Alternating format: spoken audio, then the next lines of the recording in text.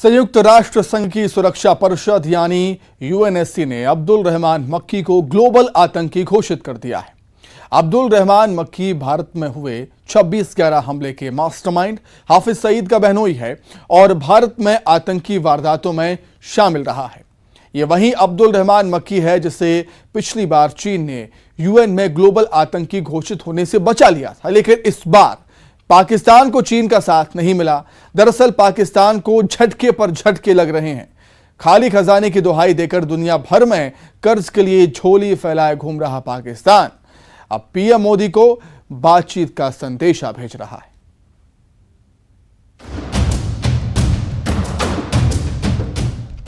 लश्कर का खजांची अब ग्लोबल आतंकी घोषित कर दिया गया है।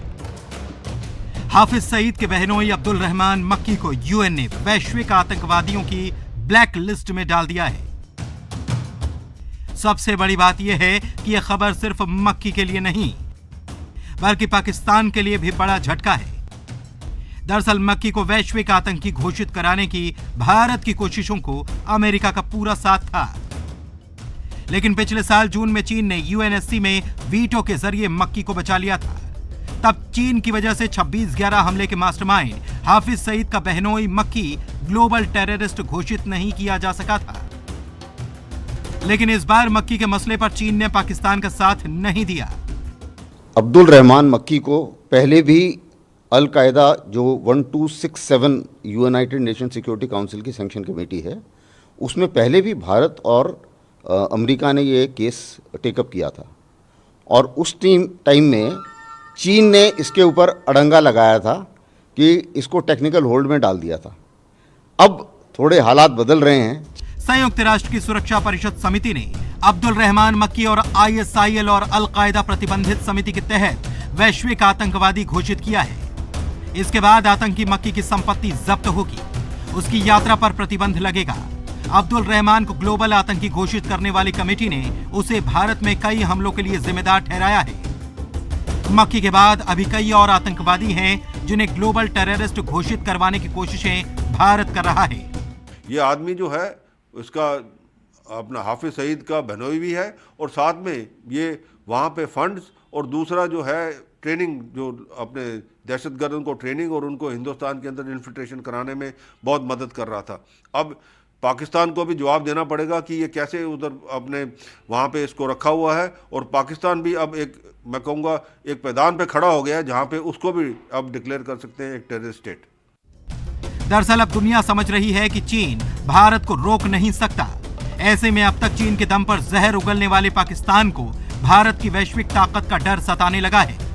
एक तरफ पाकिस्तान की मीडिया अपने देश के हुक्मरानों को भारत के प्रति अपनी नीति बदलने की नसीहत दे रही है, वहीं पाकिस्तान के प्रधानमंत्री शहबाज शरीफ ने कहा कि भारत से 3 युद्ध लड़ने के बाद पाकिस्तान सबक सीख चुका है और अब बेहतर रिश्ते चाहता है। Pakistan has learnt its lesson.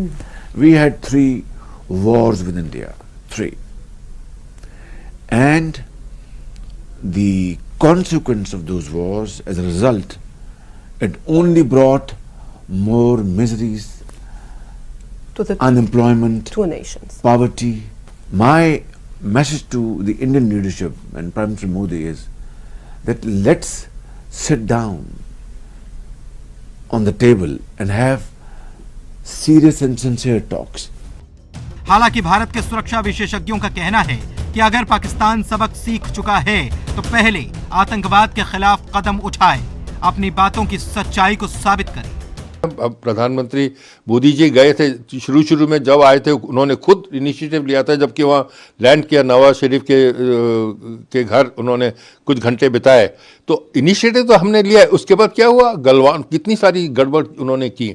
तो हम तैयार हैं, लेकिन हम आपको तभी मानेंगे कि आप सीरियस हैं जब आप उसके ऊपर कुछ काम करें, उसको दिखाएं। सिर्फ कहने से बात नहीं चलती। दरअसल पाकिस्तान को झटके पर झटके लग रहे हैं। एक तरफ खजाना खाली है, दूसरी तरफ महंगाई से जनता को खून के आंसू रोने पड़ रहे हैं।